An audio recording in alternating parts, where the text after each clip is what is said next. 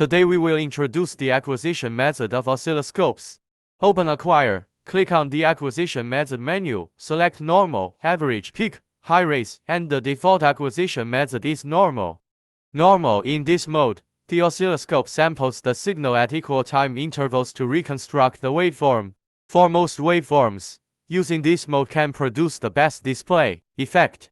Average. In this mode, the oscilloscope averages the waveforms sampled multiple times to reduce random noise on the input signal and improve vertical resolution. The higher the average frequency, the smaller the noise and the higher the vertical resolution, but the displayed waveform also responds slower to waveform changes. After selecting the average mode, the sampling system menu will display the average number of times.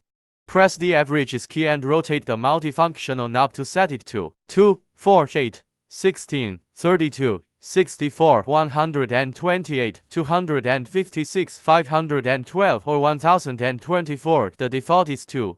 Peak. In this mode, the oscilloscope collects the maximum and minimum values of the signal within the sampling interval to obtain the envelope of the signal or narrow pulses that may be lost.